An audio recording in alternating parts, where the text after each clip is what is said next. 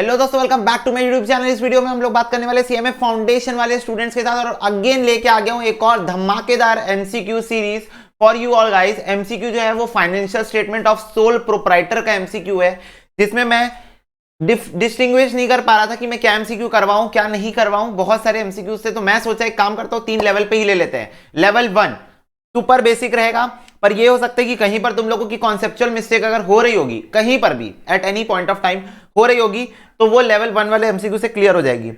Level 2 थोड़ा सा advance रहेगा, थोड़ा सा एडवांस, जहां पर अकाउंटिंग प्रिंसिपल का भी मिली भगत है। तो मैं सुनने में आया है कि तुम लोग जो मॉक टेस्ट दे रहे हो उसमें जो अकाउंटिंग प्रिंसिपल कॉन्सेप्ट्स और कन्वेंशन बेस्ड एमसीक्यू आ रहे हैं वो तुम लोग अच्छे से क्रैक नहीं कर पा रहे हो, तो वो चीज कवर हो जाएगी। प्लस साथ में कुछ न्यूमेरिकल क्वेश्चंस इधर कवर हो जाएंगे, लेवल 2। और finally level 3 which is going to be the last stage, जहां पर हम लोग मिक्स्ड क्वेश्चंस करेंगे, theory plus advance questions. Advance question में तुम लोगों का बिल्कुल चला जाएगा एकदम न्यूमेरिकल वाला।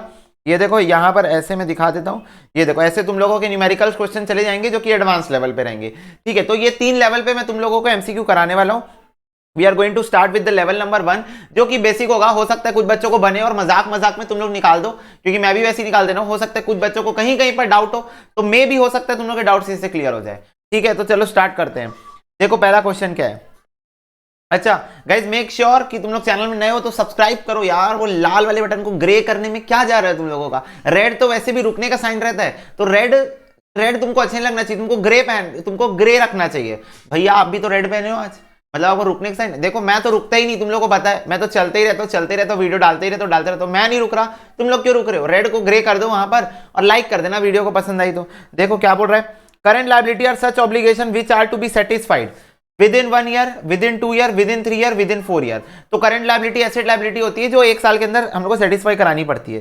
देखो computer owned by firm are classified as, बोल रहा है अगर कंप्यूटर एक फर्म ओन करके रखी तो उसको तुम क्या क्लासिफाई करोगे भाई। टेंजेबल एसेट है। और भी पढ़ लो option, current asset, liquid asset, intangible asset. Intangible भी नहीं है, लिक्विड भी नहीं है। लिक्विड मतलब होता है कैश, कैश तो बिल्कुल नहीं। करंट एसेट भी नहीं है। कंप्यूटर हम लोग लॉन्ग टर्म के लिए रखते हैं।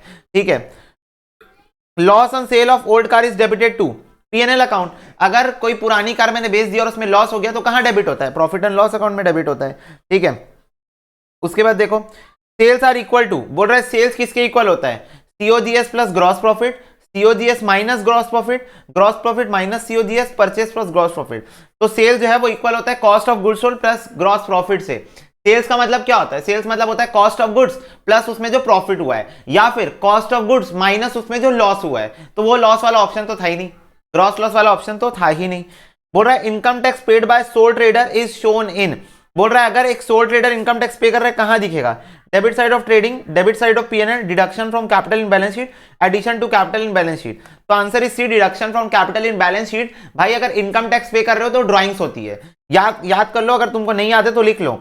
इनकम टैक्स मतलब होता है ड्राइंग्स, और ड्राइंग्स कहां दिखती है, ड्राइंग्स को हम कैपिटल अकाउंट से माइनस करके दिखाते हैं बैलेंस शीट के अंदर, है ना। सोल प्रोप्राइटर में ड्राइंग्स को माइनस करते हैं ना, तो वो है। गुडविल क्या है, गुडविल एक इनटेंजिबल एसेट है। Return inward in trial balance is deducted from, बोल रहा है रिटर्न इनवर्ड वापस आया मतलब सेल्स रिटर्न किससे माइनस होगा, सेल्स से माइनस होगा, सेल्स। फाइनेंशियल स्टेटमेंट में क्या क्या इंक्लूड होता है, trial balance, trading PNL account, balance sheet, trading PNL balance sheet. Trading PNL balance sheet तीनों इंक्लूड होता है ट्रायल बैलेंस फाइनेंशियल स्टेटमेंट्स के अंदर। ठीक है, Which type of expenses are shown in trading account? Direct expense, indirect expense, opening entry, direct and indirect expense. तो guys direct expenses हम लोग शो करते हैं कहां, ट्रेडिंग अकाउंट के अंदर। अब तुम लोग बोलोगे भैया ओपनिंग एक्सपेंसेस भी तो लिखते हैं, तो मैं बोला ओपनिंग एक्सपेंस नहीं, ओपनिंग स्टॉक लिखते बेटा, ओपनिंग एक्सपेंस नहीं लिखते वहां पर। ठीक है, तो डायरेक्ट एक्सपेंसेस हम लिखते हैं ट्रेडिंग अकाउंट के अंदर। Which statement shows financial position of the business? Financial position कौन बताता है, पोजीशन बैलेंस शीट बताती है। फाइनेंशियल पोजीशन कौन बताता है, बैलेंस शीट बताती है। बोल रहा है which of the following is correct, इनमें से कौन सा करेक्ट है बताओ। तो यहां पर ऑपरेटिंग प्रॉफिट के 4 फॉर्मूले दिए हुए हैं। मैं तुम लोग को ऑपरेटिंग प्रॉफिट का फॉर्मूला बता देता हूं। ऑपरेटिंग प्रॉफिट मतलब होता है नेट प्रॉफिट में प्लस करोगे नॉन ऑपरेटिंग इनकम माइनस कर दोगे नॉन ऑपरेटिंग एक्सपेंसेस। अभी इस हिसाब से तुम लोग ढूंढ लो, इस हिसाब से ढूंढ लो।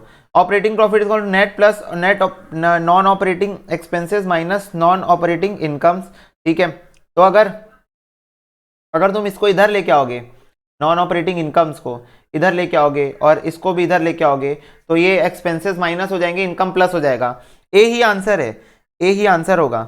अच्छा एक मिनट रुको, सी और ए दोनों में सेम ही आंसर दिया हुआ है। Operating profit is equal to net profit plus non operating expenses minus non operating income. Yes, A और सी ऑप्शन दोनों सेम टू सेम है। मेरे को लगता है यहां पर कुछ गलती हुई है, दोनों में से कहीं एक जगह प्लस होना चाहिए था, तभी तभी चार अलग अलग ऑप्शन बनते हैं। देन ऑल्सो चलो हम लोग इसके अकॉर्डिंग चल रहे हैं, तो ए और सी दोनों सही ऑप्शन है, ठीक है, क्योंकि यहां पर net profit is equal to क्या हो जाएगा, अच्छा मैं ओपी लिख दिया ना, रुक जाओ, net profit is equal to operating profit plus non operating income minus non operating, ये होता है सही फॉर्मूला। सॉरी मैं ये दोनों को अलग अलग लिख दिया।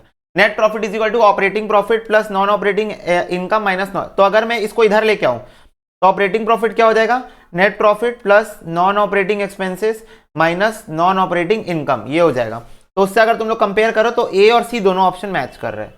कैरियज आउटवर्ड कहां शो होता है भाई, पीएनएल अकाउंट में शो होता है। कैरियज इनवर्ड ट्रेडिंग अकाउंट जाता है, कैरियज आउटवर्ड पीएनएल अकाउंट जाता है, ठीक है। Expenditure income on fixed asset which increase the earning capacity is accounted as capital expenditure. बोल रहा है ऐसा एक्सपेंडिचर कर रहे हो फिक्स्ड एसेट के ऊपर जो हमारी अर्निंग कैपेसिटी को बढ़ाएगा, तो वो तो मेरा कैपिटल एक्सपेंडिचर होता है, ठीक है। Closing stock shown inside the trial balance is shown in. बोल रहा है अगर क्लोजिंग स्टॉक ट्रायल बैलेंस के अंदर है तो कहां शो करेंगे, सिर्फ बैलेंस शीट में शो करेंगे। अगर ट्रायल बैलेंस के अंदर है तो किसी एक ही जगह जाएगा, और एक ही जगह कहां जाएगा, बैलेंस शीट जाएगा, ठीक है। इसके बाद है which of the following is not shown in balance sheet. Balance sheet में क्या नहीं दिखाते हैं, क्लोजिंग स्टॉक दिखाते हैं, ओपनिंग स्टॉक नहीं दिखाते, पेटेंट दिखाते, डेटर दिखाते हैं। ओपनिंग स्टॉक बैलेंस शीट में नहीं दिखाते बाबा, क्लोजिंग स्टॉक दिखाते हैं, ओपनिंग स्टॉक नहीं दिखाते हैं, ठीक है। Capital expenditure revenue expenditure are distinct, दोनों अलग अलग है। आर नॉट डिस्टिंक्ट, बिल्कुल नहीं भाई, दोनों अलग अलग है। मे और मे नॉट वाला कोई सीन ही नहीं है, बिल्कुल क्लियर कट डिस्टिंक्शन है दोनों के बीच में, दोनों के बीच में क्लियर कट डिस्टिंग्विश है, ऐसा कुछ भी नहीं है। कैपिटल रिसीव रेवेन्यू रिसीव ये भी अलग अलग है, आर डिस्टिंग्विश। रेवेन्यू एक्सपेंडिचर कहां ट्रांसफर होता है, revenue expenditure transfer to PNL, trading PNL, balance sheet, purchase account. Trading PNL दोनों जगह ट्रांसफर होता है। देखो ट्रेडिंग में डायरेक्ट खर्चे जाते हैं, पीएनएल में इनडायरेक्ट खर्चे जाते हैं, पर होते सारे रेवेन्यू नेचर के ही है, होते सारे के सारे रेवेन्यू नेचर के हैं। तो ट्रेडिंग पीएनएल दोनों में, revenue income trading PNL. Capital expenditure is include in PNL balance sheet. Capital expenditure कर रहे हो तो वो बैलेंस शीट का आइटम होगा। कैपिटल एक्सपेंडिचर मतलब मशीन परचेज कर रहे हो, प्लांट परचेज कर रहे हो, ये सब परचेज कर रहे हो भाई, बैलेंस शीट का आइटम है, बैलेंस शीट चले जाएंगे चुपचाप। इसके बाद देखो capital received are shown in, बोल रहा है कैपिटल रिसीव कहां शो करोगे, ये भी बैलेंस शीट में शो करेंगे भाई, कैपिटल रिसीव भी बैलेंस शीट में ही शो करेंगे। आउटस्टैंडिंग सैलरी कहां शो करोगे, एसेट बैलेंस शीट में, लायबिलिटी बैलेंस शीट में, पीएनएल में एडजस्ट करोगे बोथ बी एंड सी। तो बोथ बी एंड सी भाई तुम लोग उसको बैलेंस शीट के लायबिलिटी साइड आउटस्टैंडिंग भी दिखाओगे और तुम उसको एडजस्ट भी करोगे पीएनएल अकाउंट में आउटस्टैंडिंग सैलरी को। लार्ज एडवर्टीजमेंट एक्सपेंडिचर जो कि एक नए प्रोडक्ट को इंट्रोड्यूस में लगता है, तो तुम लोगों की फाउंडेशन की बुक में ऐसा साफ साफ लिखा हुआ है कि अगर इनिशियल लेवल पे हमको नहीं पता है तो हम उसको रेवेन्यू एक्सपेंडिचर ट्रीट करते हैं, पर जब साल के अंत में हमको ये बात पता चल जाए कि नहीं ये तो यार डेफर्ड रेवेन्यू है, ये तो हमको एक से ज्यादा साल तक चलने वाला है, तो हम उसको डेफर्ड रेवेन्यू ट्रीट करते हैं। देखो तुमको रेवेन्यू डेफर्ड रेवेन्यू दोनों दिया है, इंस्टीट्यूट ने आंसर टिक किया रेवेन्यू, मेरे हिसाब से आंसर है डेफर्ड रेवेन्यू। तुम लोग पूछोगे हम क्या टिक करके आए, जो इंस्टीट्यूट कर रही है, जो इंस्टीट्यूट कर रही है तुम वही टिक करोगे, ठीक है, उसमें कोई दो राय निकल ही नहीं रही है। Purchase of machine for production capital expenditure है। Computer purchase for resale revenue expenditure है, रीसेल के लिए परचेज किया मतलब वो तुम्हारा स्टॉक है, स्टॉक है, परचेजेस है, तो परचेजेस है तो फिर भाई वो रेवेन्यू एक्सपेंडिचर होगा, ठीक है, क्योंकि तुम रीसेल तुम बेचने के पर्पज से खरीद रहे हो। Insurance premium paid to insure the machine at the time of purchase, purchase के टाइम जो तुम इंश्योरेंस प्रीमियम पे कर रहे हो मशीन का इंश्योरेंस कराने के लिए, वो क्या है बताओ, revenue, capital, deferred revenue, none of this. तो भाई वो कैपिटल एक्सपेंडिचर है, क्योंकि तुमको याद होगा मशीन या एसेट परचेस करते टाइम जो भी खर्चा होता है वो एसेट में ऐड हो जाता है, तो ये परचेस के टाइम का इंश्योरेंस है। किस टाइम का इंश्योरेंस है, परचेस के टाइम का, उसी में ऐड हो जाएगा, ठीक है। Expenses on overhauling of a second hand machine भी कैपिटल एक्सपेंडिचर है, ओवरहॉलिंग का खर्चा भाई कैपिटल एक्सपेंडिचर ही होगा, मशीन में ऐड हो जाता है। बैलेंस शीट क्या है, एक list of asset liability capital of a business on a certain date, D answer है। बैलेंस शीट एक ऐसी लिस्ट है जो तुमको बताती है कि कितने एसेट, कितने लायबिलिटी, कितना कैपिटल आपका बिजनेस का ऑन अ पर्टिकुलर डेट, ठीक है। Which of the following is not the part of financial statement, इनमें से क्या पार्ट नहीं है, trial balance, trading PNL, balance sheet तीनों पार्ट है, मतलब ट्रायल बैलेंस पार्ट नहीं है। तो ये तो एकदम बेसिक एमसीक्यू, जो बेसिक अल्ट्रा बेसिक एमसीक्यूज थे वो हमने कर लिए, यहां पर ज्यादा हमको समय लगा भी नहीं, 9 मिनट के समय में हो गया मात्र, ठीक है। तो तुम लोगों के कुछ कॉन्सेप्चुअल जो डाउट्स होंगे वो क्लियर हो गए होंगे, ज्यादा समय नहीं, 9 मिनट यार वर्थ इनफ है अगर कॉन्सेप्चुअल डाउट्स क्लियर हो गए तो, ठीक है। क्लियर हो गई बात, अब आगे बढ़ते हैं और सेकंड लेवल पे चलते हैं, राउंड 2। चलो लेवल थोड़ा सा हाई जाएगा राउंड 2 में, तो गेट रेडी, थोड़ा सा मतलब इतनू सा, ठीक है, इतनू सा हाई जाएगा, पर रेडी रहना। इसमें प्रिंसिपल से रिलेटेड कुछ क्वेश्चन तुमको जरूर देखने को मिलेंगे, फर्स्ट प्लस न्यूमेरिकल्स। देखो चलो करा जाए, तो एक सेकेंड,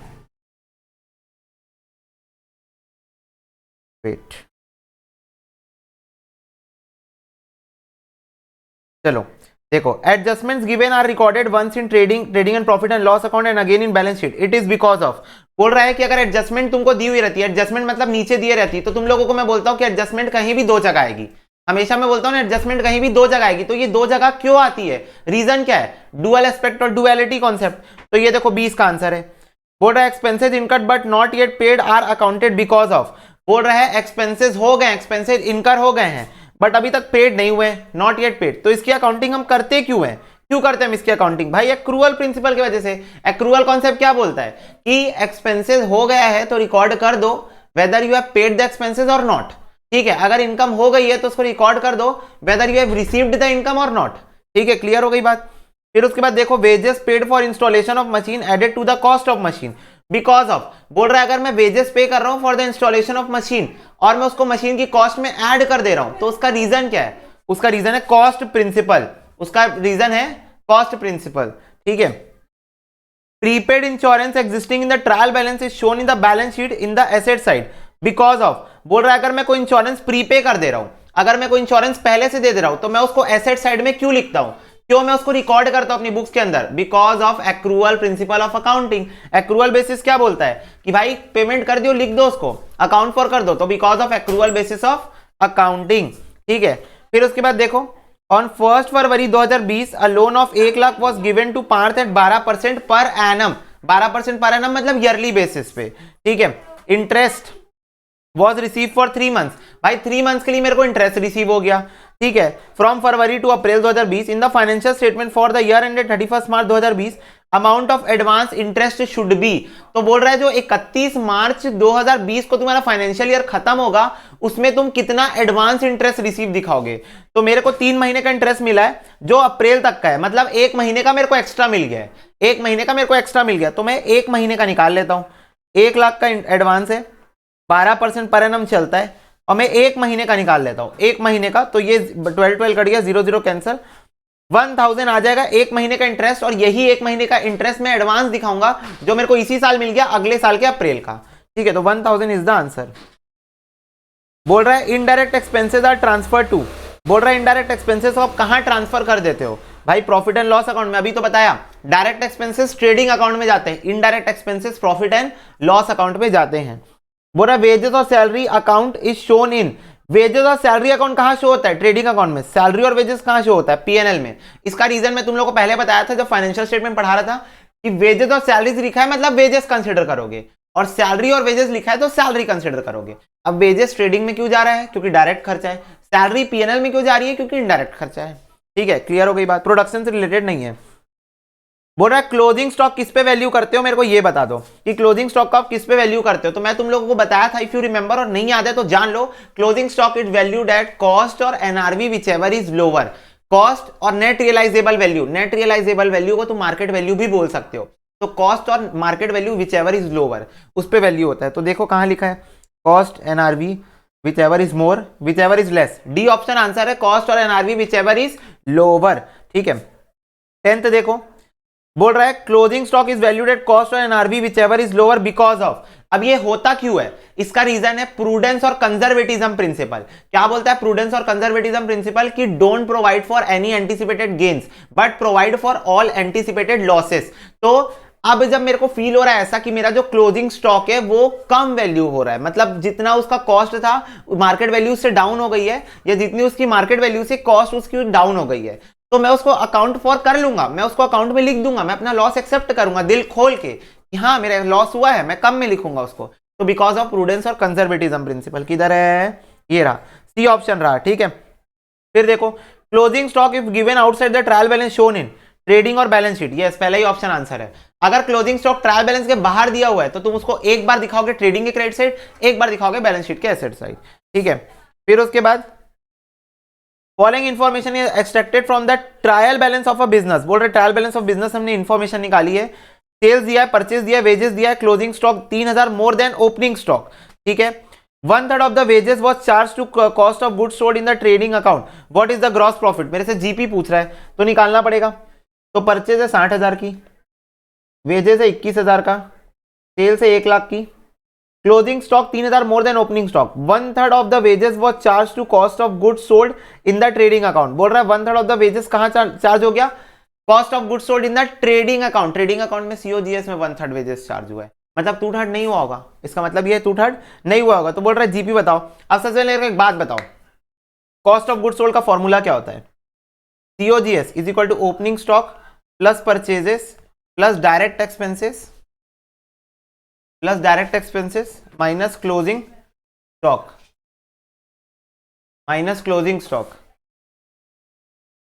चलो देखो, सॉरी फॉर द इंटरप्शन। हाँ मैं कहां पर था, एक मिनट में को क्वेश्चन तो फिर से कहा था मैं, ये क्वेश्चन हम लोग कर रहे थे। हाँ तो मैं ये बोल रहा था कि सीओजीएस का फॉर्मूला क्या होता था। सीओजीएस का formula opening stock plus purchases plus direct expense minus closing stock. Opening stock मेरे को नहीं पता, परचेज है मेरी 60,000 की, डायरेक्ट एक्सपेंसेस कितने के 21,000 के, जिसमें से बोला है 1/3 चार्ज करना, बस जिसमें से बोला है बस 1/3 चार्ज करना, 3 7 21 7,000 माइनस क्लोजिंग स्टॉक। अब क्लोजिंग स्टॉक समझो क्या है, क्लोजिंग स्टॉक मेरा ओपनिंग स्टॉक प्लस 3,000 होगा। भाई देखो क्वेश्चन में यहां पर लिखा हुआ है क्लोजिंग स्टॉक 3,000 ज्यादा है ओपनिंग स्टॉक से, तो मैं ये बोल सकता हूं क्या कि क्लोजिंग स्टॉक जो है वो ओपनिंग स्टॉक प्लस 3,000 है, बोल सकता हूं ना, 3,000 ज्यादा है, तो ये हो जाएगा मेरा ओपनिंग प्लस 3,000। ठीक है, ओपनिंग प्लस 3,000 ये मेरा हो जाएगा। ठीक है, और ये आ गया मेरा सीओजीएस। अब मेरे पास तो सीओजीएस भी नहीं है, पर मेरे पास सेल्स दी हुई है क्वेश्चन में। अब सेल्स का फॉर्मूला क्या होता है, अभी पढ़ा के आया हूं, सेल्स का फॉर्मूला होता है सीओजीएस प्लस जीपी। तुम लोग बोलोगे भैया माइनस जीएल भी तो हो सकता है, ग्रॉस लॉस। तो मैं बोला क्वेश्चन तुम लोग को खुद ही पूछ रहा है कि ग्रॉस प्रॉफिट बताओ, इसका मतलब कहीं ना कहीं ग्रॉस प्रॉफिट हुआ है क्वेश्चन में। ठीक है, तो ये हो गया सीओजीएस प्लस जीपी।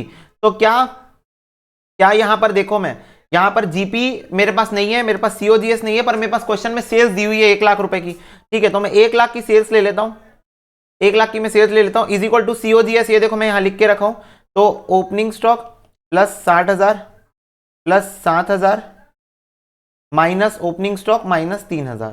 तो ये ओपनिंग और ओपनिंग आपस में कैंसिल हो जाएगा, प्लस जीपी भी है यहाँ पर, ये वाला जीपी यहाँ पर है। सीओजीएस की जगह मैंने ये पूरा लिख दिया, सीओजीएस की जगह मैंने इतना पूरा लिख दिया, जीपी यहाँ पर है, ओपनिंग कट गया।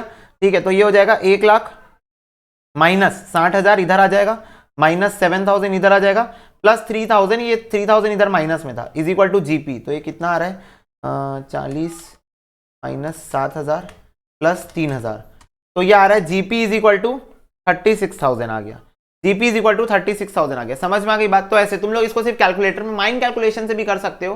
ठीक है, ये चीज ध्यान में रखना, लेकिन बस एक चीज ध्यान में रखना, क्वेश्चन तुमको एक इंफॉर्मेशन अच्छी दिया है कि सिर्फ 1/3 ऑफ द वेजेस जो है वही चार्ज होगा ट्रेडिंग अकाउंट में, सिर्फ 1/3 ऑफ द वेजेस। अब जब पेपर में तो क्वेश्चन ही भगवान है, जब क्वेश्चन ही बोल देगा कि 1/3 वेजेस ही बस चार्ज करो तो 1/3 ही चार्ज करना, अदरवाइज नहीं दिया रहता तो पूरा ही चार्ज कर देते, पूरा 21,000 लिख देते।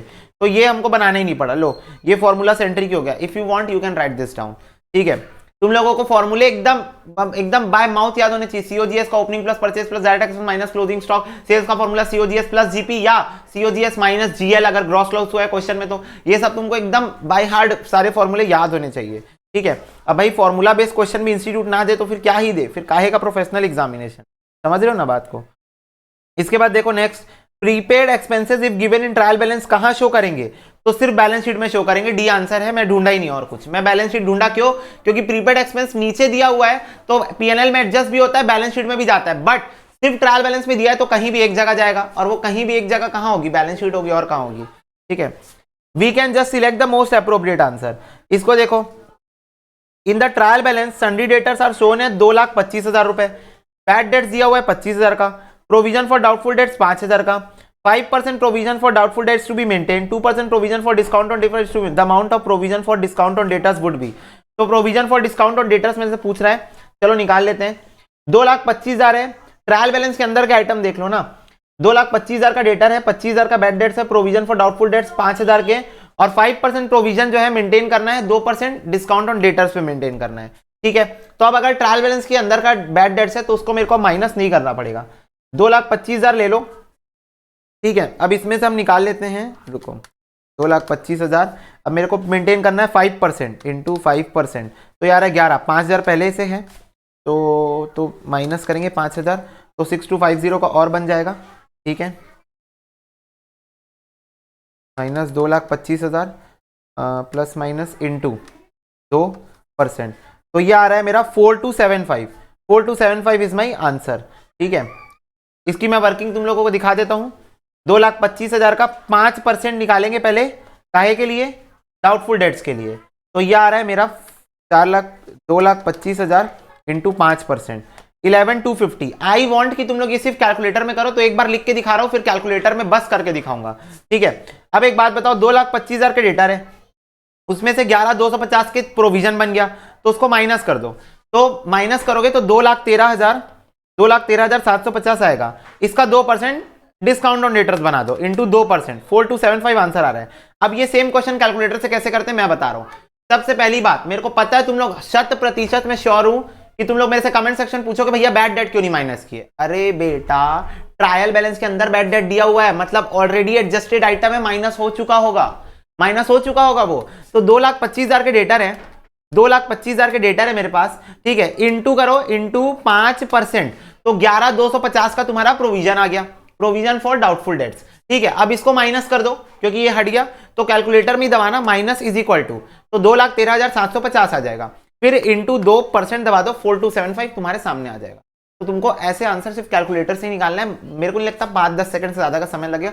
मान के चलो 10 सेकंड क्वेश्चन पढ़े, 10 सेकंड सॉल्व किए, 20 सेकंड में क्वेश्चन सॉल्व कर रहे हो। इंस्टीट्यूट ने 1 मिनट 20 सेकंड दिया है, इंस्टीट्यूट ने 1 मिनट 20 सेकंड दिया, तुम तो 20 सेकंड में कर रहे हो, तुम तो ज्यादा होशियार हो गए। ठीक है, नेक्स्ट देखो, नेक्स्ट क्वेश्चन क्या बोल रहा है। ग्रॉस प्रॉफिट 50,000 का है, सैलरी 5,800 की, रेंट पे 6,000 का है, प्रोविजन फॉर डाउटफुल डेट 2,000 का ओल्ड है, और 4,000 का कमीशन है, क्रेडिट बैलेंस है। तो बोल रहा है net profit of the firm बता दो।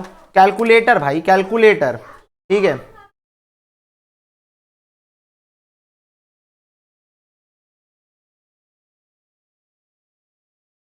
क्या आ रहा है मेरा, अरे एक minute, sorry for the interruption. चलो देखो, हम लोग क्या क्वेश्चन कर रहे थे। ग्रॉस प्रॉफिट 50,000 का था, salary 5,800, rent paid 6,000, provision for doubtful dates old दिया हुआ है, और क्रेडिट बैलेंस दिया हुआ है कमीशन का। तो हम लोगों से पूछ रहा था क्वेश्चन नेट प्रॉफिट बता के दिखाओ फर्म की। तो कैलकुलेटर उठाओ, चलो 50,000 माइनस करो, 5,800 माइनस करो, 6,000 रुपए रेंट का, ठीक है, कमीशन का 4,000 रुपए प्लस कर दो, और 42,400 आ जाएगा। Please guys ignore the old provision. Why, I can give you the reason. Old provision ignore इसलिए करना है तुम लोगों को क्योंकि क्या बोलते हैं, ओल्ड प्रोविजन इसलिए तुम लोग को इग्नोर करना है क्योंकि हम लोग जो पीएनएल अकाउंट के डेबिट साइड लेते हैं वो न्यू प्रोविजन लेते हैं, ना कि ओल्ड प्रोविजन। तो अगर क्वेश्चन में मेरे को न्यू प्रोविजन दिया ही नहीं है और ना निकालने का कोई तरीका दिया है, तो एक ही ऑप्शन बचता है मेरे पास, इग्नोर करना। ठीक है, ओल्ड प्रोविजन तो कतई नहीं लेते हैं। ओल्ड प्रोविजन तुम लोग को पता है, हाँ मैं तुम लोग को अकाउंटिंग में एक चीज सिखाया था, तुम लोग मेरे से वो भी पूछ सकते हो, मेरे को पता है कि भैया आप तो बोले थे कि ओल्ड प्रोविजन क्रेडिट साइड डाल दिया करो, न्यू प्रोविजन डेबिट साइड डाल दिया करो। हाँ, तो वो सेट ऑफ करने का तरीका है, इफ यू रिमेंबर, तुम लोग को याद होगा कर दो। और ये सेम चीज मैं ओपनिंग क्लोजिंग एंट्री वाले वीडियो में भी समझाया था कि वो मैं शॉर्टकट ट्रिक बता रहा हूं जो सेट ऑफ करने का तरीका है, और प्रेजेंटेशन बहुत अच्छी हो जाती है उससे। इसका मतलब ये नहीं है कि हम लोग ऐसा मान ले कि उसको क्रेडिट में हम लोग डालते हैं, नहीं, हम लोग बस उसको न्यू प्रोविजन से एडजस्ट करते हैं। जैसे एग्जाम्पल देके अगर मैं तुम लोग को याद दिलाऊं और समझाऊं मैं क्या बोलना चाह रहा हूं, तो मान लो मेरा न्यू प्रोविजन जो है वो 10,000 का बनना है, ओल्ड प्रोविजन मेरे पास पहले से 5,000 का है, तो मेरे पीएनएल अकाउंट के डेबिट साइड 10,000 ही डेबिट होगा और ये 5,000 नहीं होगा। या फिर ओल्ड प्रोविजन भी 5,000 डेबिट होगा और न्यू प्रोविजन भी 10,000 माइनस 5,000 5,000 डेबिट होगा। तो अल्टीमेटली 10,000 ही डेबिट होगा, चाहे कान ऐसे पकड़ो ऐसे पकड़ो, जैसे भी पकड़ो, अल्टीमेटली 10,000 ही डेबिट होगा, तो न्यू प्रोविजन ही डेबिट होता है। ठीक है, तो पहले से अगर कुछ पड़ा हुआ है, पहले से अगर गुल्लक में 5,000 रुपए पड़ा हुआ है, तो मैं कितना और डालूंगा। जैसे मान लो मेरे को 10,000 रुपए चाहिए, मेरे पास पहले से 5,000 पड़ा है, तो मैं मम्मी से कितना रुपए मांगूंगा, 5,000 रुपए और मांगूंगा ना मम्मी से। तो वही बात बोल रहा हूं मैं तुम। ठीक है, फिर नेक्स्ट देखो, बोल रहा है income received in advance if given in trial balance is shown in balance sheet in liability side. भाई अगर ट्रायल बैलेंस के अंदर कोई आइटम दिया हो तो कहीं भी एक जगह आएगा, कहां आएगा, बैलेंस शीट में लायबिलिटी साइड आएगा। एडवांस इनकम रिसीव है भैया, एडवांस इनकम रिसीव है। इसके बाद देखो income received in advance deducted from income because of, बोल रहा है अगर इनकम एडवांस में रिसीव हो रही है तो हम लोग उसको माइनस कर देते हैं। क्यों माइनस कर देते हैं, क्योंकि वो अगले साल की इनकम है। तो इसमें कौन सा प्रिंसिपल लगता है, एक्रूअल लगता है कि प्रूडेंस लगता है कि रेवेन्यू लगता है कि मैचिंग लगता है। तो यहां लगता है मैचिंग कॉन्सेप्ट। कौन सा कॉन्सेप्ट, मैचिंग। तुम लोग पक्का बोलोगे भैया यहां तो एक्रूअल लगा ना, एडवांस मिला अगले साल का था तो मैं माइनस कर दिया, क्या तुम भूल रहे हो। मैचिंग कॉन्सेप्ट क्या बोलता है, इस साल का रेवेन्यू, इस साल के रेवेन्यू एक्सपेंडिचर को इस साल के रेवेन्यू इनकम के साथ मेरे को मैच करना है।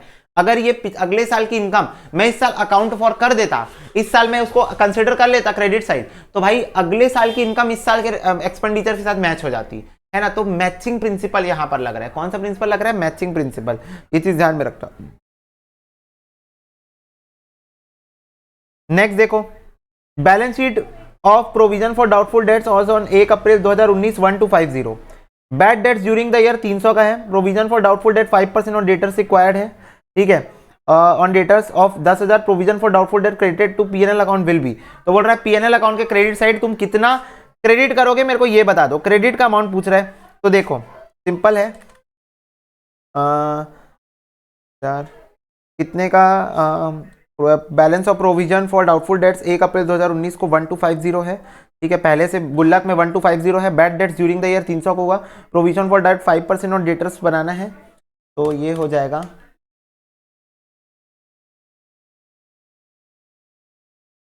ये आ रहा है 450। डी आंसर होगा इसका, डी आंसर होगा 450, ठीक है। अब कैसे आया तुम लोग मेरे से पूछना मत, ठीक है, क्योंकि ये एडजस्टमेंट इतनी हल्की हल्की एडजस्टमेंट मैं तुमको बताऊंगा नहीं, ठीक है।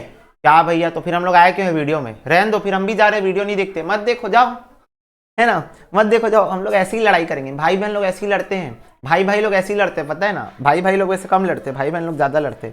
देखो 10,000 के डेटर्स है, ठीक है। तो अपना कैलकुलेटर उठाना भाई, कैलकुलेटर उठाना इज वेरी इंपॉर्टेंट, ठीक है। कैलकुलेटर नहीं उठाओगे ना तो कुछ बात यहां पर नहीं बन पाएगी, ठीक है। ये चीज ध्यान में रखना।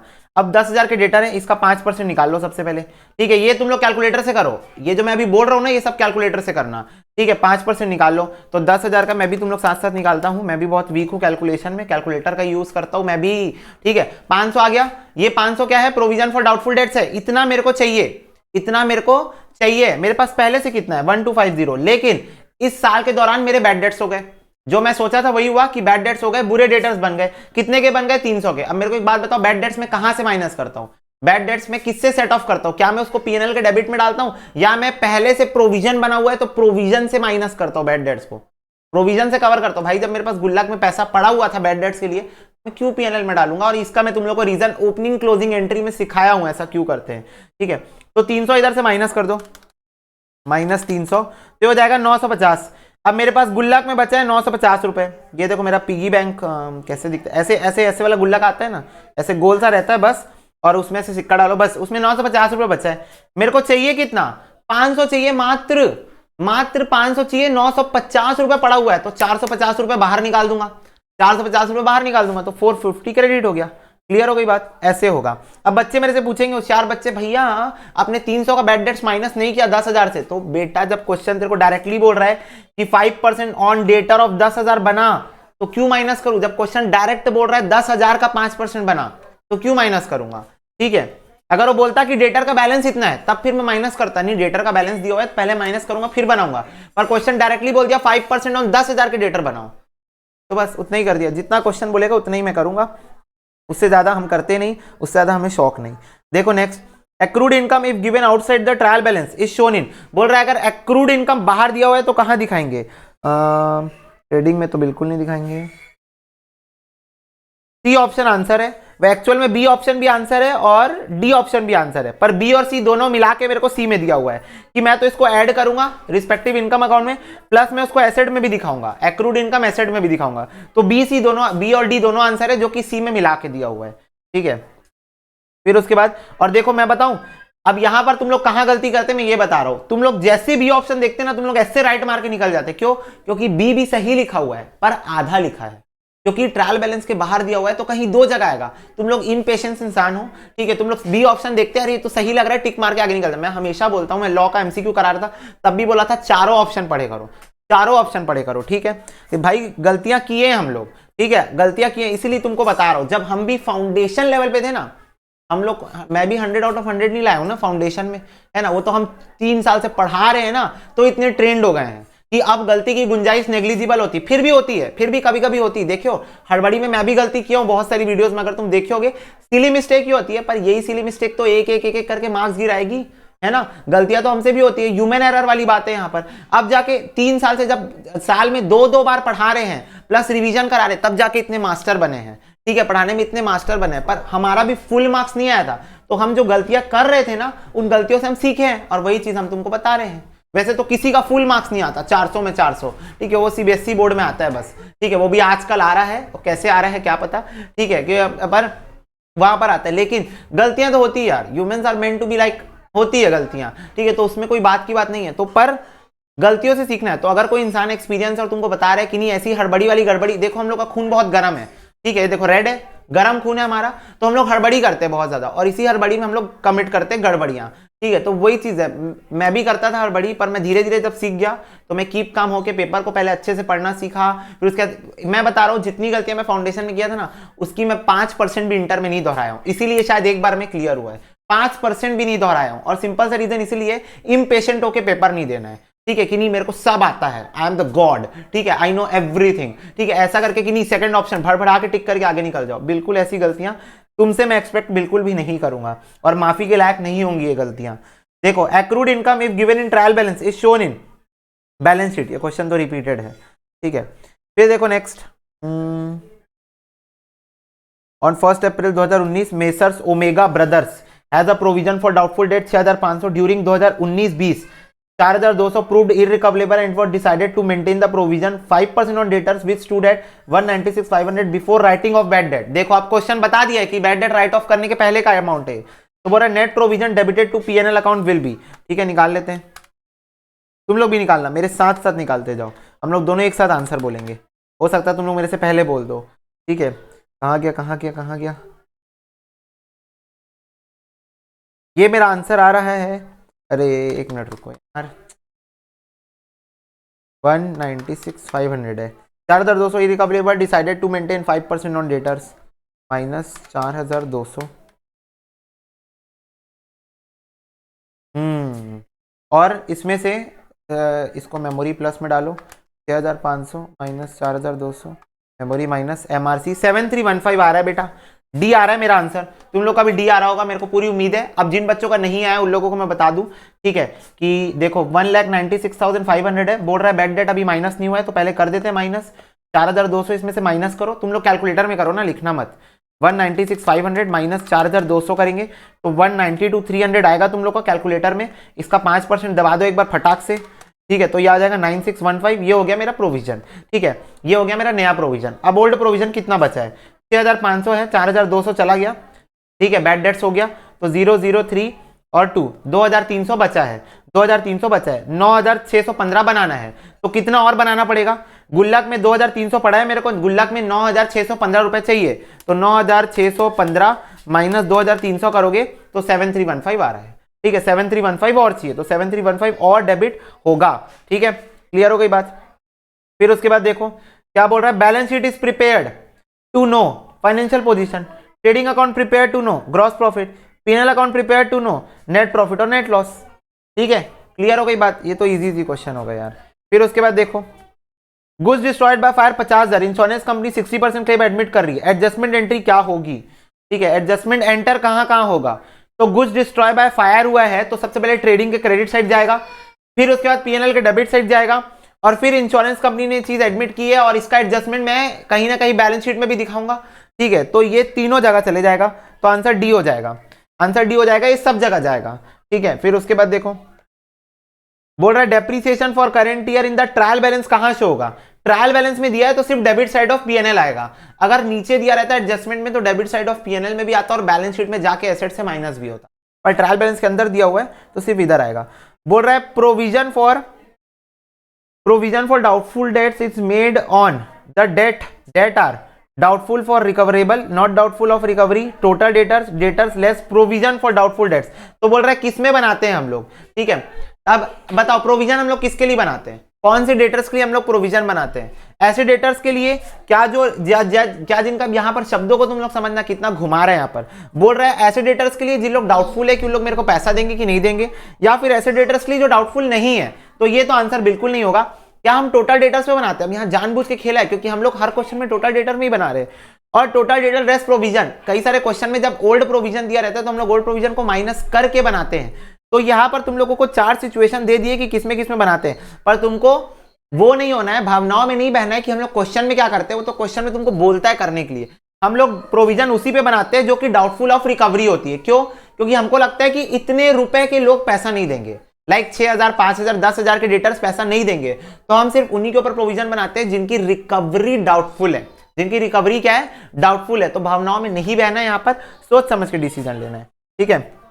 फिर देखो, provision for doubtful debts in excess of the required provision is credited to, कहां क्रेडिट कर देते हैं भाई, पीएनएल अकाउंट में क्रेडिट कर देते हैं अगर ज्यादा है तो। Debts that were earlier written of if recovered are transfer to credit of, बोल रहा है पहले रिटर्न ऑफ हो गया था, अब रिकवर हो गया, कहां जाएगा, पीएनएल के क्रेडिट साइड जाएगा। For example bad debts recovered, क्या एंट्री होती है, cash account debit to bad debts recovered, bad debts recovered account debit to profit and loss account, ठीक है, तो वहां जाएगा, ठीक है। तुम लोग बोलोगे भैया बहुत फास्ट हो रहा है, बेटा फास्ट नहीं हो रहा है, ये फास्ट ट्रैक रिवीजन चल रहा है तुम्हारा, हैंड टू हैंड रिवीजन चल रहा है, साथ साथ में तुम लोग को एमसीक्यू करवाई जा रही है। थोड़ी सी स्पीड ज्यादा रहेगी, अगर तुम लोग को लग रहा है स्पीड मेरी ज्यादा है तो YouTube में स्पीड कम करने का ऑप्शन है, 1 उस पे 0.75 पे डाल लो तो भी तुम लोगों को ठीक ही लगेगा, पर मेरे को नहीं लगता ज्यादा है स्पीड। आई थिंक इतना तुम लोग मैनेज कर ले रहे हो, पूरा इतना पढ़े हो मेरे से, मेरा तुम लोगों को बोलने का स्पीड समझ में आ गया होगा कि मैं इतने ही तेज बोलता हूँ, ठीक है। पर कॉन्सेप्ट समझाता हूँ तो मैं धीरे बोलता हूँ आजकल, पर अभी तुम लोग रिविजन कर रहे हैं ना और प्लस एमसीक्यू कर रहे हैं, इस वजह से थोड़ा सा तुमको फास्ट में भी लगे, ठीक है। बोल रहा है what is the effect of over valuation of closing stock on the current years profit, current year के प्रॉफिट में अगर क्लोजिंग स्टॉक ज्यादा हो गया तो उसका वो क्या होगा, जीपी इंक्रीज हो जाएगा, नेट प्रॉफिट इंक्रीज हो जाएगा, दोनों इंक्रीज हो जाएगा। तो लोग बोला कि भैया रीजन के बिना आप बात मत करो, तो ठीक है बताओ, ट्रेडिंग अकाउंट है, एक वेक सी फिगर ले लेता हूं, ओपनिंग स्टॉक 20,000, परचेजेस 10,000, ठीक है, सेल्स 50,000, ठीक है, और क्लोजिंग स्टॉक ले लेते हैं 20,000। मेरे को ये बताओ ग्रॉस प्रॉफिट कितना आएगा, 70 माइनस 30, 40,000 आ जाएगा ग्रॉस प्रॉफिट। अब मेरे को बोल रहा है क्लोजिंग स्टॉक ओवर वैल्यू हो गया, ओवर वैल्यू मतलब मैं ज्यादा गिन लिया, क्लोजिंग स्टॉक को मैं ज्यादा गिन लिया, तो चलो ज्यादा गिनवाते हैं जानबूझ के, मान लो 5,000 से ज्यादा गिन लिया, लेट अस अज्यूम 5,000 से ज्यादा गिन लिया, तो अब क्लोजिंग स्टॉक कितना हो गया 25,000, जीपी कितना हो जाएगा, जीपी अब 45,000 हो जाएगा जीपी अब कितना हो जाएगा 45,000 हो जाएगा जीपी। तो अब जीपी 45,000 हो गया, तो बताओ क्लोजिंग स्टॉक ओवर वैल्यूएशन की वजह से क्या देखने को मिला, क्लोजिंग स्टॉक ओवर वैल्यूएशन की वजह से ये देखने को मिला कि मेरा ग्रॉस प्रॉफिट बढ़ गया, और ग्रॉस प्रॉफिट बढ़ेगा तो नेट प्रॉफिट भी उतने ही अमाउंट से बढ़ा हुआ रहेगा, ठीक है। तो इंक्रीज द ग्रॉस प्रॉफिट, ये डिक्रीज वाला केस तो था ही नहीं, पर नेट प्रॉफिट डिक्रीज होगा इसकी कोई गारंटी नहीं होती, गारंटी क्या, डिक्रीज होगा ही नहीं भाई, जितने से जीपी बढ़ रहा है उतने से ही नेट प्रॉफिट बढ़ेगा। तो ये हो गया लेवल 2 के क्वेश्चन समाप्त, लेवल 2 के क्वेश्चन अब हो गए हमारे समाप्त, और लेवल 3 पे उतरेंगे, ठीक है, लेवल 3 पे अब उतरेंगे हम लोग।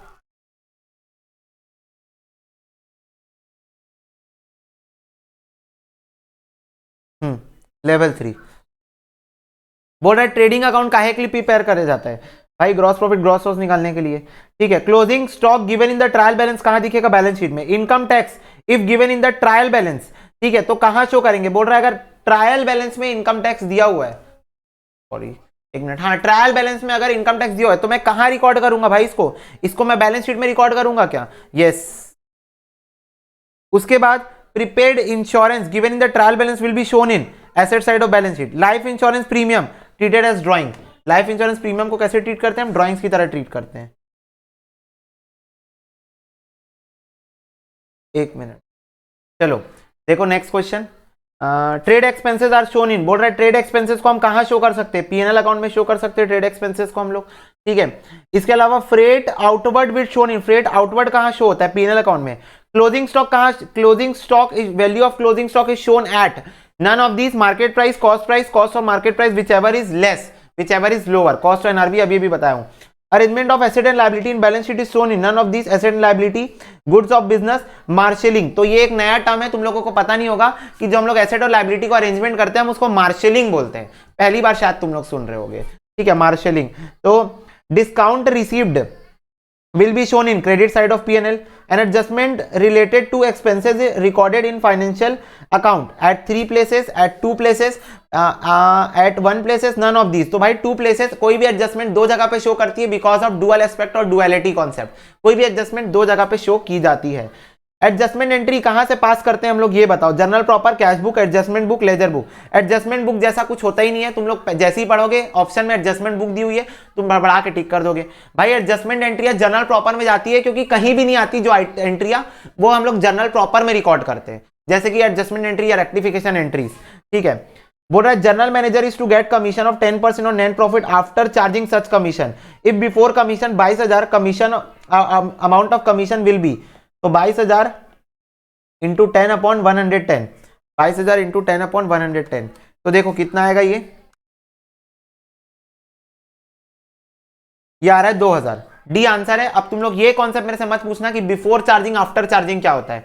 बिफोर चार्जिंग सच कमीशन याद है, मान लो जैसे 10% दिया, एग्जांपल ले रहा हूं, अगर तुमको क्वेश्चन बोल रहा है बिफोर चार्जिंग सच कमीशन, तुम सीधा 10/100 ले लोगे। अगर क्वेश्चन बोल रहा है आफ्टर चार्जिंग सच कमीशन, तुम 10/110 ले लोगे। 110 कहां से आया, 100 प्लस जितना रेट आपको क्वेश्चन में दिया हुआ है। मान लो यही 5% वाला होता तो ये हो जाता 5/105। मान लो ये 8 वाला होता 8/108। मान लो ये 12 वाला होता तो 12/112 हो जाता। क्लियर हो गई बात। तो ऐसे तुमको ये वाला कार्यक्रम करके आना है अगर after charging such commission question बोल दे तो, ठीक है।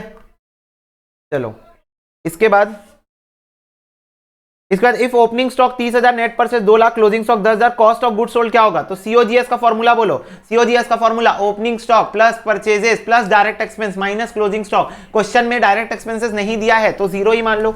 ओपनिंग स्टॉक कितना है 30,000 plus purchases 2 lakh minus closing stock 10,000, तो ये आ रहा है 2,20,000 रुपए। सी आंसर है, सी आंसर है, ठीक है।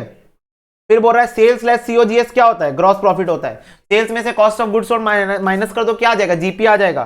सेल्स का फॉर्मूला पता है ना, सीओजीएस प्लस जीपी। तो सेल्स में से अगर सीओजीएस माइनस कर दोगे इधर लाके तो क्या आ जाएगा, जीपी आ जाएगा।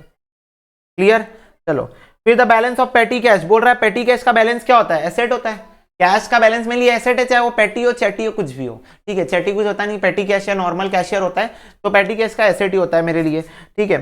Fixed asset are kept in business for use over long term of earning, mean for resale, mean for conversion into cash as well as quick, all of the above. A answer है भाई। Fixed asset मतलब होता है ऐसे asset जो मैं business में लंबे समय के लिए रखता हूं, पैसा कमाने के लिए, पैसा कमाने से sole purpose for the fixed asset.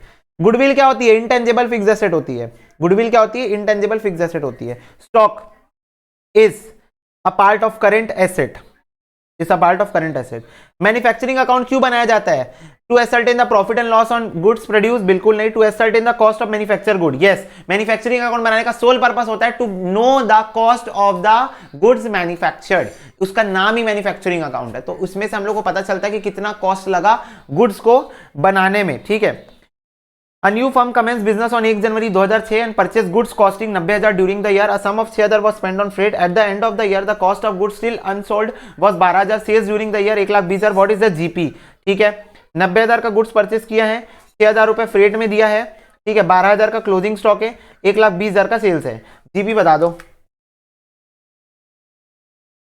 1,32,000 minus 90,000 minus 6,000, तो ये आ रहा है 36,000। ए आंसर है, 36,000 ए आ रहा है, ठीक है। इसके बाद देखो from the following figure ascertain the GP, ठीक है। तो ओपनिंग स्टॉक, ठीक है, plus purchases plus freight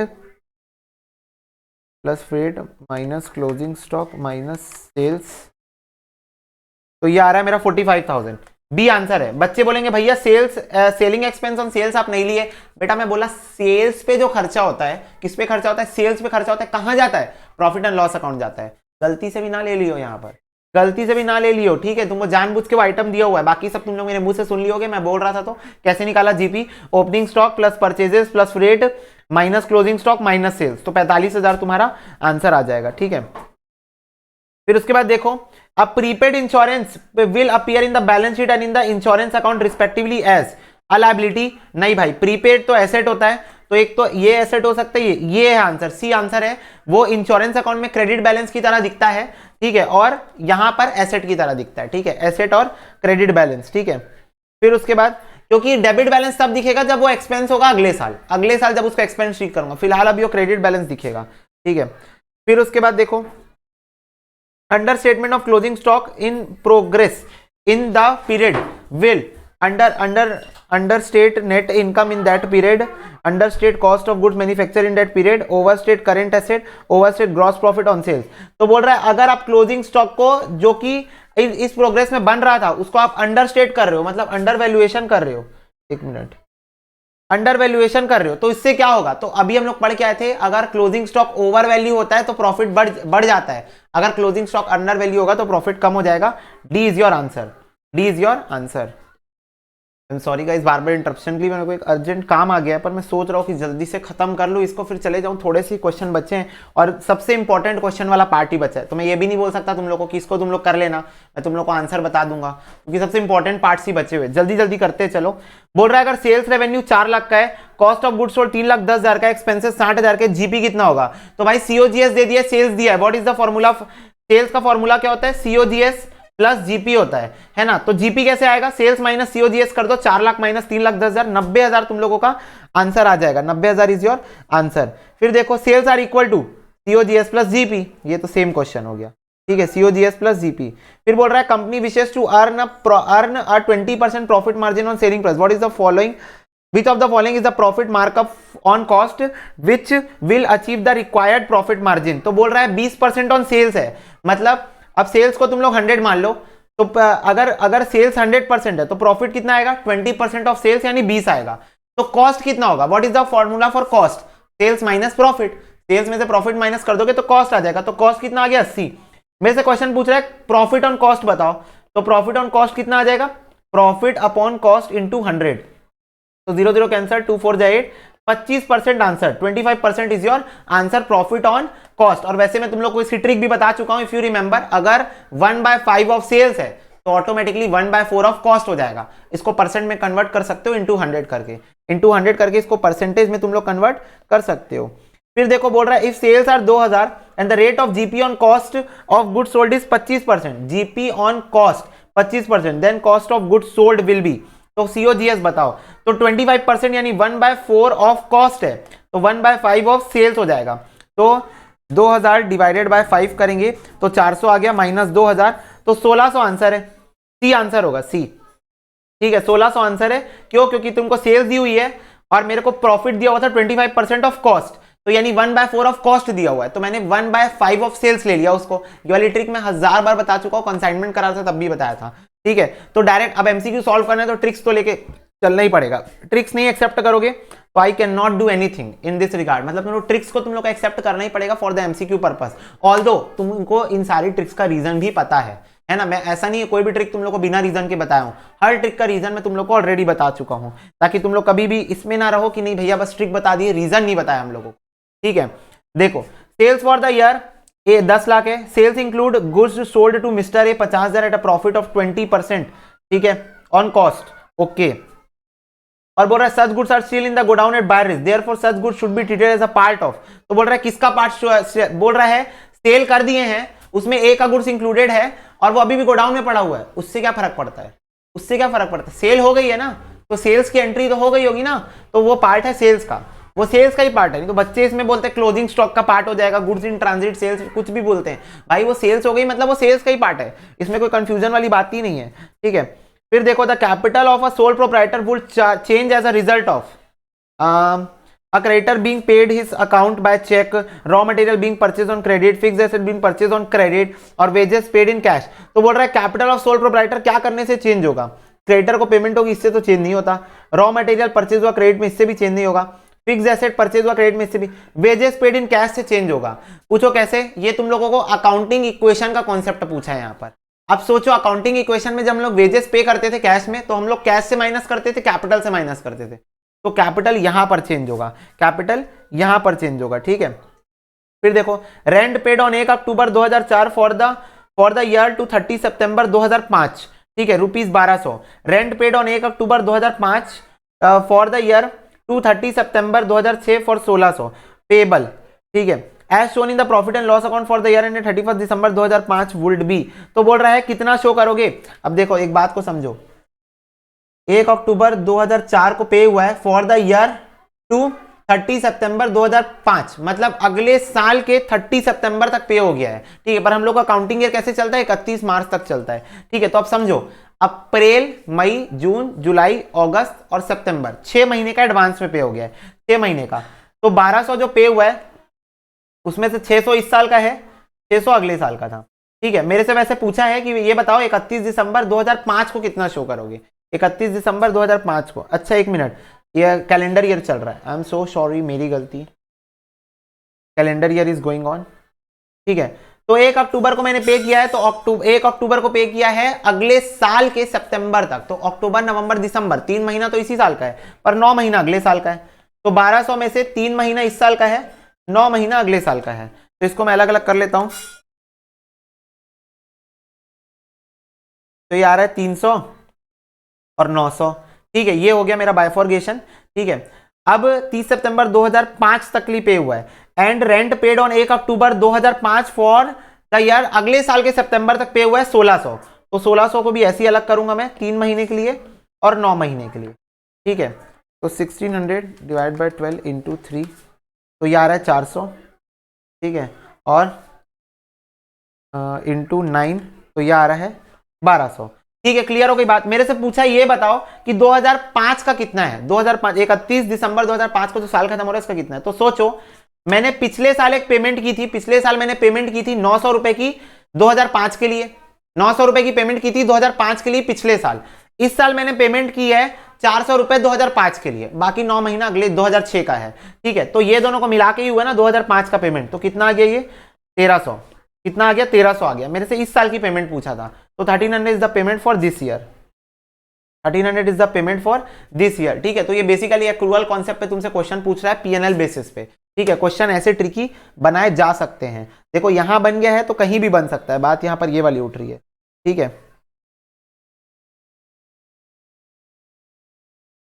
a decrease in provision will result in increase in net profit. अगर प्रोविजन डिक्रीज होगा तो नेट प्रॉफिट इंक्रीज होगा, प्रोविजन डिक्रीज होगा तो नेट प्रॉफिट क्या होगा, इंक्रीज होगा।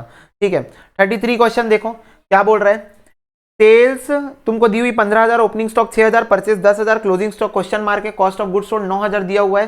ठीक है, तो सीओजीएस से तो निकल जाएगा यार, सीओजीएस से क्लोजिंग स्टॉक निकल जाएगा। COGS is equal to opening stock 6,000 plus purchases 10,000 minus closing stock. COGS दिया हुआ है तुमको 9,000 का। ठीक है, तो ये इधर आ जाएगा 16,000 माइनस 9,000 कर देता हूं, तो 7,000 आ गया क्लोजिंग स्टॉक। सीओजीएस के फॉर्मूले 7,000 क्लोजिंग स्टॉक आएगा। जीपी पूछ रहा है, जीपी हम निकाल देते हैं। सीओजीएस कितना है 9,000 है, 15,000 माइनस 9,000 कर देंगे, जीपी आ जाएगा 6,000। जीपी आ गया मेरा 6,000 रुपए। नेट प्रॉफिट पूछ रहा है, ट्रेडिंग एक्सपेंसेस 4,000 है, जीपी 6,000 है, ट्रेडिंग एक्सपेंस 4,000 है, तो नेट प्रॉफिट आ जाएगा 2,000 रुपए। ठीक है, तो अब देखो क्वेश्चन क्या बोल रहा है, वैल्यू ऑफ क्लोजिंग स्टॉक बताओ। क्लोजिंग स्टॉक की वैल्यू 7,000, जीपी बताओ, जीपी कितना 6,000 और ये कितना आ जाएगा 2,000। डी, ए और सी आंसर। ठीक है, क्लियर हो गई बात। फिर उसके बाद देखो, ये देखो ऐसा क्वेश्चन आने के चांसेस है। ऐसा क्वेश्चन दिखेगा बड़ा भयानक राक्षस रूपी क्वेश्चन, होगा लड्डू, होगा लड्डू। फॉर्मूला जिसको पता है उसको तुरंत बन जाएगा। ठीक है, फिर उसके बाद देखो 34 क्वेश्चन क्या बोल रहा है आपको, बोल रहा है ओपनिंग कैपिटल 16,000 का है। ठीक है, इन्वेस्टमेंट बाय प्रोपराइटर नील है, ड्रॉइंग्स 3,000 की, capital at the end of the year 13,500, net profit बताओ। तो मेरे को एक बात बताओ, हम लोग कैपिटल जो निकालते हैं capital at the end, capital at the end वो कैसे निकलता है, ये निकलता है कुछ इस प्रकार से कि ओपनिंग कैपिटल को लेते हैं, उसमें प्लस कर देते हैं, कुछ नेट प्रॉफिट माइनस कर देते हैं, कुछ ड्रॉइंग्स है तो प्लस कर देते हैं, कोई कैपिटल इंट्रोड्यूस है तो माइनस कर देते हैं, कोई कैपिटल विड्रॉ होता है तो, ठीक है विड्रॉ होता है तो, और माइनस कर देते हैं कोई नेट लॉस हुआ रहता है तो, यही करते हैं। मेरे को ओपनिंग कैपिटल दिया हुआ है क्या 16,000 दिया हुआ है, इन्वेस्टमेंट नील है तो उसमें कोई बात की बात ही नहीं है, ड्रॉइंग से 3,000 की वो होगी माइनस। ठीक है, नेट प्रॉफिट एक्स है, क्वेश्चन मार्क है मतलब एक्स है। ठीक है, और बाकी कुछ भी नहीं है, और ये इज इक्वल टू आ जाएगा मेरा कैपिटल एट द एंड मेरे को दिया हुआ है 13,500 रुपए, 13,500 रुपए। तो इसको सबको प्लस करो, 16,000 प्लस सॉरी माइनस 3,000 ब्रैकेट बना देता हूं, plus X is equal to 13,500 रुपए। तो इसको कुछ इस प्रकार से मैं करूंगा 13,500, इधर माइनस में उधर जाके 3,000 हो जाएगा, प्लस माइनस कर दूंगा 16,000, तो 500 रुपए का नेट प्रॉफिट है, 500 रुपए का एक्स का वैल्यू आ रहा है जो कि मेरा नेट प्रॉफिट आ गया। ठीक है, तो नेट प्रॉफिट इज 500। क्लियर हो गई बात, ऐसे होगा ये वाला, समझ रहे हो ना। अंडरस्टैंडिंग बिल्डअप करना यहाँ पर बहुत आवश्यक है। ठीक है, कि मैं सिंपल फॉर्मूला लगाया हूं और कोई बात ही नहीं यहाँ पर। In the given information net loss is 1,000, then the investment made by the proprietor during the year will be. बोल रहा है अगर सेम इन्फॉर्मेशन ने नेट प्रॉफिट जैसा कोई भी सीन नहीं है, जबकि नेट लॉस है तुम्हारा 1,000 का, नेट प्रॉफिट जैसा कोई भी सीन नहीं बनेगा पर नेट लॉस हो जाएगा तुम्हारा 1,000 का। ठीक है, और तो बताओ कि इन्वेस्टमेंट कितना किया होगा प्रोप्राइटर।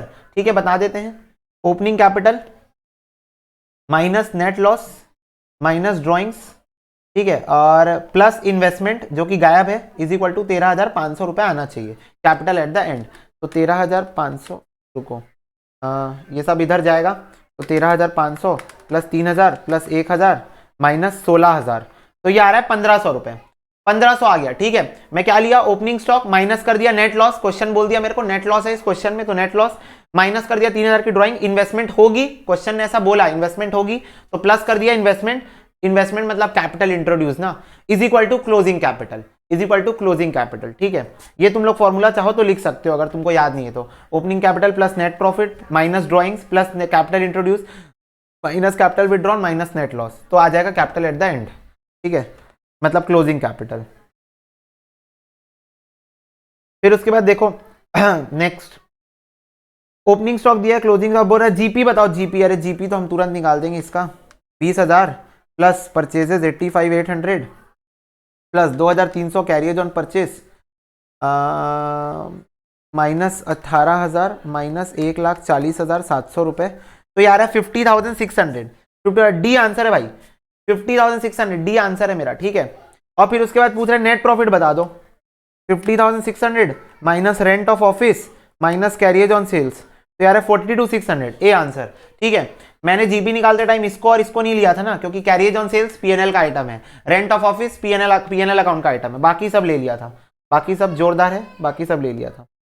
फिर देखो नेक्स्ट जेड कंपनी लिमिटेड, 2 ही क्वेश्चन बस और है, जल्दी जल्दी कर लेते हैं, मेरे को जाना है बहुत ज्यादा, ठीक है। Z company a wholesaler estimate the following sales of the indicated month, June July और अगस्त का, selling price 125% of purchase price है, ठीक है।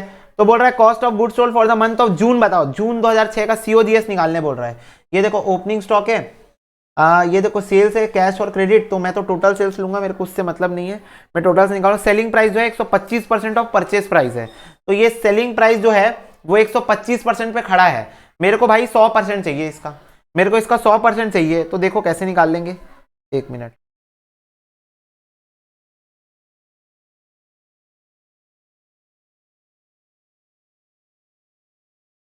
ये 17 लाख, ठीक है। अब ये 125% ऑफ परचेज प्राइस है, तो इसके लिए मैं तुम लोगों को एक क्वेश्चन बना के दिखा देता हूं। जैसे मान लो selling price is equal to 125% of purchase price है, परचेज प्राइस मतलब क्या होता है, परचेज प्राइस मतलब मैंने जितने में परचेज किया था, is equal to 125/100 of purchase price. एक सेकंड रुक जाओ यार, हेलो, ठीक ठीक, देखो तो selling price 125% of purchase price है, परचेज प्राइस मतलब मैंने जितने में परचेज किया है, तो मैं क्या बोला था, जिसमें भी तुम लोगों को क्वेश्चन में परसेंटेज दिया रहता है, ठीक है, जितने जिसका भी परसेंट दिया रहता है, तुम उसी इंसान को तुम 100 ले लिए करो। तो परचेज प्राइस को मैं ले लेता हूं एज्यूम करके 100 ले लेता हूं इसको। सेल्स प्राइस कितना है 125, कॉस्ट प्राइस यानी परचेज प्राइस कितना है 100, मेरे को सेल प्राइस दी हुई है 17 लाख, मेरे से कॉस्ट ही पूछ रहा है, मेरे से कॉस्ट पूछ रहा है, मेरे को सेल प्राइस दी हुई है 17 लाख रुपए, ठीक है। तो अगर 17 लाख रुपए 125% है तो 100% कितना होगा, ऐसे ही निकालते हैं, ऐसे ही हम लोग निकालते हैं हमेशा कि 17 लाख जो है वो 125% की वैल्यू मेरे को दी हुई है, तो 17 लाख को 125 से डिवाइड करो और मेरे को 100 के पास जाना है, मेरे को 100 के पास जाना है, तो 100 से मल्टीप्लाई कर दो, तो 17 लाख डिवाइडेड बाय 100, मैं तो सीधा करता हूं, 17 लाख डिवाइडेड बाय 125% दबा देता हूं, 13,60,000 रुपए आ रहा है मेरे कैलकुलेटर में, ये देखो 13,60,000 रुपए मेरे कैलकुलेटर में आ रहा है, ठीक है। तो it's comes out to be 13,60,000, ठीक है। फिर उसके बाद स्टॉक परचेज इन जून 2006, बोल रहा है कितना स्टॉक परचेज किया मैंने जून 2006 को, ठीक है। तो देखो अब जून 2006 का मेरा कितना स्टॉक परचेज है वो अगर मेरे को निकालना है, तो मेरे को पहले जुलाई का मेरे को निकालना है। भाई क्या बोलोगे बच्चे लोग को, कुछ बोल सकते हो क्या, नहीं बोल सकते। तो कहाँ थे हम लोग क्वेश्चन कर रहे थे, हाँ हम लोग को बोल रहा था स्टॉक परचेज इन जुलाई 2006, जुलाई 2006 में कितना स्टॉक परचेज किया बताना है। तो भाई जुलाई 2006 का मेरे को अगर सिर्फ स्टॉक निकालना है, तो मेरे को ना आगे पीछे से थोड़ा रिश्ते भी उसके बनाने पड़ेंगे, बेसिकली पीछे से नहीं पर आगे से बनाने पड़ेंगे, पीछे का रिश्ता बन चुका है। ओपनिंग स्टॉक मेरे को जरूरत पड़ेगी तो क्लोजिंग स्टॉक की पड़ेगी ताकि परचेज निकाल सकूं। देखो बेसिकली सीओजीएस का फॉर्मूला क्या होता है, opening plus purchase minus closing, direct expenses इस क्वेश्चन में दिया नहीं इसलिए ले नहीं रहा हूं। मेरे पास ओपनिंग दिया है, सीओजीएस में निकाल सकता हूं, कैसे निकाल सकता हूं, वही सेल्स का यूज करके। ये देखो 18,10,000 की सेल्स है, 18,10,000 डिवाइडेड बाय 125%, तो 1448 आ रहा है सीओजीएस, सीओजीएस तो आ गया 14,48,000 आ गया है। ओपनिंग स्टॉक मेरे को दिया हुआ है 434,400, प्लस परचेस मेरे को निकालना है माइनस क्लोजिंग स्टॉक। तो क्लोजिंग स्टॉक का मेन गेम मेरे को आगे से पता चलेगा। अब एक बात बताओ, जुलाई 2006 के महीने के अंत में जो क्लोजिंग स्टॉक होगा वही तो अगले महीने अगस्त के 1 तारीख को ओपनिंग स्टॉक बनेगा, है ना। जुलाई का क्लोजिंग स्टॉक अगस्त का ओपनिंग स्टॉक होगा, तो ये अगस्त का जो ओपनिंग स्टॉक है वही जुलाई का क्लोजिंग स्टॉक है, समझे। तो 4,60,800, 4,60,800। अब इसको मैं कैलकुलेट करता हूं, 14,48,000 प्लस 4,60,800 माइनस 434,400, तो ये आ रहा है मेरा 14,74,400। ये बी आंसर है मेरा, बी आंसर है 14,74,400। समझ में ही बात। ऐसे मतलब सोच लो कितना रिलेशन, रिश्ते नाते कितने अच्छे बन सकते हैं यहाँ पर। थोड़ा सा तुमको दिमाग चला के चलना है, ज्यादा तुम लोगों को इस पे टेंशन नहीं आएगी इस टाइप के क्वेश्चन में, ठीक है। Last but not the least question, consider the following information, answer the question given below. तो बोल रहा है यहाँ पर जो आपको क्वेश्चन दिए हुए हैं आपको इसके आंसर करेक्ट करने हैं। Stock of raw material 1 January 31 December, मतलब ओपनिंग क्लोजिंग दिया हुआ है। Work in progress opening closing, stock of finish goods opening closing दिया हुआ है।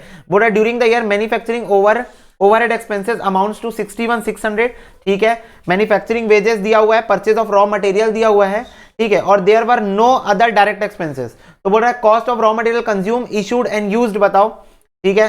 Manufacturing cost of finish goods बताओ, और फिनिश गुड्स प्रोड्यूस वर बताओ, और manufacturing cost of finish goods sold was बताओ, ठीक है। तो बेसिकली ये मैन्युफैक्चरिंग अकाउंट का क्वेश्चन है। तो मैन्युफैक्चरिंग अकाउंट का फॉर्मेट बताओ, मैन्युफैक्चरिंग अकाउंट का फॉर्मेट बताओ। To raw material opening, to work in progress opening, ठीक है, by work in progress closing, to direct material, to अच्छा डायरेक्ट मटेरियल मैंने ले लिया, to direct labour, to direct labour, to factory overheads, to factory overheads, यही खर्चे होते हैं।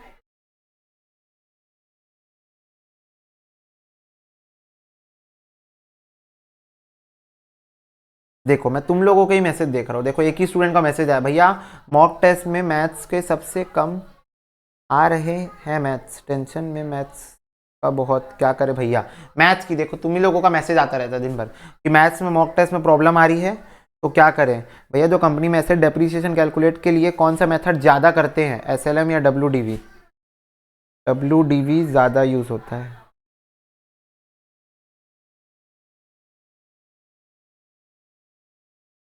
दिन भर बताओ ना, मैं भी तो इतना हैंडल करूँ, एक ही इंसान हूँ मैं, इतना मैं परेशान हो जाता हूँ, ऐसा ही होता है।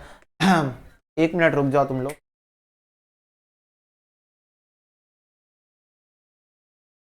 चलो लास्ट बस नॉट द लीस्ट क्वेश्चन कर लेते जल्दी से। मैन्युफैक्चरिंग अकाउंट का यही फॉर्मेट है, तो फॉर्मेट में डाल डाल के आंसर निकालेंगे, कोई it's not a big deal, ठीक है। रॉ मटेरियल देखो दिया है तुमको 17,400 ओपनिंग दिया हुआ है। रॉ मटेरियल के लिए क्या क्या करते हैं बताओ जल्दी, रॉ मटेरियल यूज के लिए क्या क्या करते हैं? ओपनिंग में प्लस करते हैं, परचेज माइनस कर देते हैं, क्लोजिंग, ठीक है। तो ओपनिंग कितना है 17,400 है, प्लस कर देंगे परचेज कितना है, परचेज देखो नीचे दिया हुआ था 91,900, 91,900 माइनस कर देंगे क्लोजिंग, क्लोजिंग कितना दिया हुआ है 18,100, 18,100। तो रॉ मटेरियल यूज कितना आएगा देखो 17,400 प्लस 91,900 माइनस 18,100, तो ये आ रहा है 91,200। तो यहां मैं लिख देता हूं 91,200 आ गया। फिर उसके बाद वर्क इन प्रोग्रेस का ओपनिंग कितना है 11,200, ठीक है। और फिर उसके बाद डायरेक्ट लेबर कितना दिया हुआ है 40,400 दिया हुआ है। फैक्ट्री का ओवरहेड्स कितना दिया हुआ है 61,100 दिया हुआ है, 61,100 फैक्ट्री का overheads. Closing work in progress कितना दिया हुआ है 11,400 दिया हुआ है क्लोजिंग वर्क इन प्रोग्रेस, ठीक है। तो 91,200 प्लस 11,200 प्लस 40,400, ठीक है, प्लस 61,100, एक मिनट 61,100 माइनस 11,400, तो ये आ रहा है 192,500। ये क्या आ जाएगा बाय ट्रेडिंग अकाउंट, ये क्या आ जाएगा बाय ट्रेडिंग अकाउंट, जो ट्रेडिंग अकाउंट में ट्रांसफर होगा 192,500, ठीक है। और फिर उसके बाद मेरे को लास्ट में बोला है कि ये बताओ कि फिनिश गुड सोल्ड का कॉस्ट कितना है। तो फिनिश गुड सोल्ड का कॉस्ट कैसे आता है opening plus purchase minus closing. यहां पर परचेज के जगह बस प्रोड्यूस्ड आ जाएगा, परचेज की जगह प्रोड्यूस आ जाएगा। प्रोड्यूस कहां है ये देखो अभी तो निकाला। तो ओपनिंग कितना है 41,500, 41,500 प्लस प्रोड्यूस्ड कितना है, प्रोड्यूस्ड है 192,500, 192,500 माइनस 40,700, तो ये आ रहा है 193,300। तो तीनों आंसर मेरे को मिल जाएंगे। 91,200 बोला था, मतलब बी है इसका आंसर, दूसरे का 192,500 यानी डी आंसर, और तीसरे का 193 300 यानी डी आंसर। तो इसके साथ हो गए मेरे सारे क्वेश्चन समाप्त। ठीक है, ये मेरे मैन्युफैक्चरिंग अकाउंट का क्वेश्चन था और ये तुम लोग इसको नोट कर सकते हो चाहो तो। फॉर्मेट ऑफ मैन्युफैक्चरिंग अकाउंट, मैं पहले बता दूं मैन्युफैक्चरिंग अकाउंट कुछ भी नहीं होता, लिटरली कुछ भी नहीं होता मैन्युफैक्चरिंग अकाउंट में। बस तुमको debit side opening raw material डालना है, रॉ मटेरियल डालना है। रॉ मटेरियल कैसे निकालोगे? Opening plus purchases minus closing से, जो रॉ मटेरियल यूज्ड है। तो रॉ मटेरियल यूज्ड तुमको डालना है, फिर वर्क इन प्रोग्रेस जो होगा उसका ओपनिंग बैलेंस डालना है, जो भी तुम्हारे डायरेक्ट लेबर है वो तुमको डालना है, जो भी तुम्हारे फैक्ट्री के ओवरहेड्स हैं, फैक्ट्री के अंदर जो खर्चे हुए हैं वो तुमको डालना है बस। और क्रेडिट साइड में क्लोजिंग वर्क इन प्रोग्रेस, जो वर्क इन प्रोग्रेस छूट गया आधे में काम। बैलेंसिंग फिगर आएगा वो तुम्हारा कॉस्ट ऑफ प्रोडक्शन आ जाएगा और उसको तुम ट्रेडिंग अकाउंट में ट्रांसफर कर दोगे। परचेज के जगह प्रोड्यूस्ड ले लेता है जगह, क्योंकि हम मैन्युफैक्चरिंग एंटिटी हम परचेज नहीं करते, हम प्रोड्यूस करते हैं। हम मैन्युफैक्चरिंग एंटिटी है, ट्रेडिंग एंटिटी परचेस करती है, हम मैन्युफैक्चरिंग एंटिटी प्रोड्यूस करते हैं। तो बस परचेस की जगह प्रोड्यूस जगह ले लेगा, उससे ज्यादा कुछ भी नहीं होता मैन्युफैक्चरिंग अकाउंट। ठीक है, तो ये हम लोगों ने एमसीक्यू बहुत सारे किए, मतलब लिटरली आई थिंक अभी तक का सबसे ज्यादा अगर एमसीक्यू किसी चैप्टर में किए कंसाइनमेंट के बाद तो वो यही है। कंसाइनमेंट और ये आई थिंक बराबर ही किए। तो मुझे लगता है कॉन्फिडेंस तुम लोग के अंदर आ गया होगा। तो that is all for this video guys. Video को लाइक कर देना, शेयर कर दो अपने दोस्तों के साथ। मिलते हैं अगले वीडियो में। God bless you, take care, bye bye.